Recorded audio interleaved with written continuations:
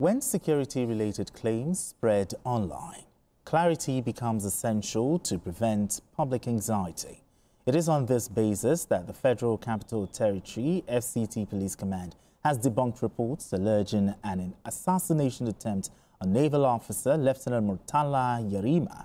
Since the clash between Lieutenant Yerima and the Minister of FCT Nyesom Wike, the internet has been rife with reports that the officer was being trailed by unknown men in black riding two unmarked vehicles with no number plates. According to the command, no such incident was reported at any police formation within the FCT, and preliminary checks found no evidence to support the claims. They described the story as misleading and urged the public to disregard it. All right, gentlemen, BKO, this story about the assassination attempt has gone viral and there's been a torrent of reactions. But where did this rumor emanate from and who are those behind it? You know, since that young man became an internet sensation by standing up to the minister, who is intensely hated by a good proportion of Nigerians, they've been looking for anything about that boy so that people who go to their pages and all that. My friend, General Yerima, who was the spokesperson to the army, when General Tahiru was chief of army staff, was described as his father. Meanwhile, they are not related. They are not related. Just because that one's name is Yerima. You know? And some people claim that, okay, AI actually provided that information. AI uses material provided by human beings. Exactly. The inaccuracies that those human beings demonstrate, AI harvests.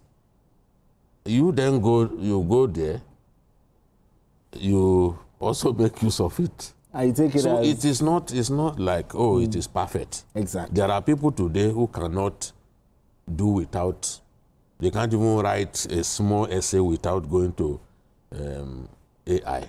AI is helping them to write stories.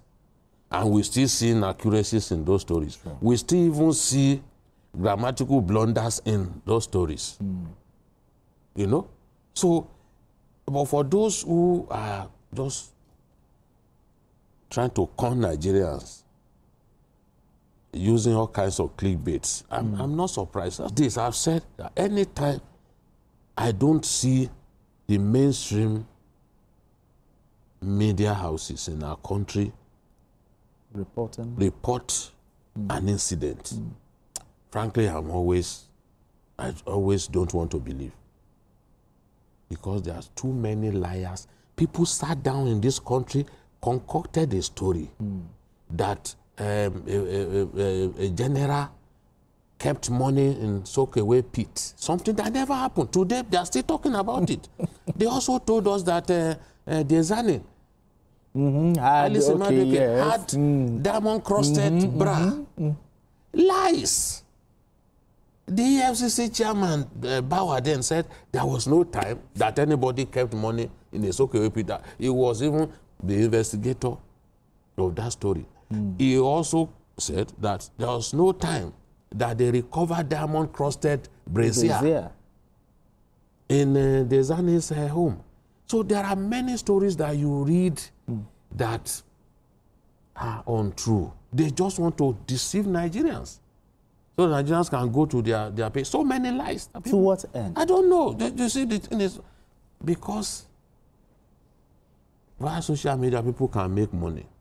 Those clickbaits will yield money for some of these people. And for that reason, this boy, the young officer, you know, people are eager to read up stuff about him. I saw something on Facebook where a girl said, oh, he held my hand. He is such a sensation on the internet now. So what do you blame? we just, let's watch out for what they are going to say. They are not going to leave that boy alone. Since he stood up to Nyesom Wike, he's become a hero, he's become a test. I mean, a symbol of calmness in the midst of a storm. So Nigerians now, they know that anything that they post about that boy, many people will go there. So these lies, they are still going to concoct another lie about that boy. Who will want to kill him, for example? Will Wike now say, okay, because this boy stood up to me, I'm going to send people to deal with him? It doesn't make sense. Absolute nonsense. We just have to calm down and just disregard a lot of what we see. I mean, apart from countering this false narrative, do you think the police should trace or investigate the source of this misinformation? Yeah, I think so. Because you see, sometimes when those involved in disinformation and misinformation are not punished, they are likely, to do more. When I saw the story, the first thing that came to my mind, but because there were, most often when you see an incident, there would have been something similar to it in the past, and all you need to do is just to, try to cross-check. The moment I saw the story, I recalled when the Amotekun commandant in Osun also claimed that they attempted to assassinate him, as an alibi to escape invitation by the police. Now, when the police now asked him to present the evidence to show, because you say you were the only one in the vehicle and you repaired only you. One man repaired me. So the moment I saw the Yerima story, I said, this is another, this is another script. So, unfortunately, some of our colleagues also fell for it, because I saw about one or two national papers, lashing, lashing on it. And you see, the way they describe, when they say he escaped, I say, okay, if he escaped, who told you the story? Is it the one who told the story, how he escaped, or you were there? Because when I read about two stories, and I was like, I mean, come on.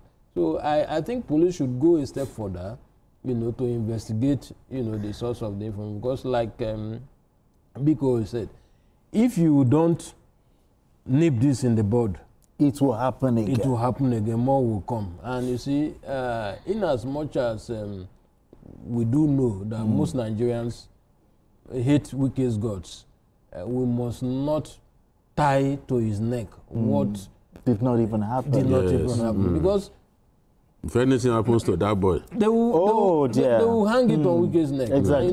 Nigerians can also be very funny. We have criminally minded Nigerians who can on their own go and try something. And before you know it, because they have been calling Wike's name, they just hang it on him. So police should go a step further. Beautiful one.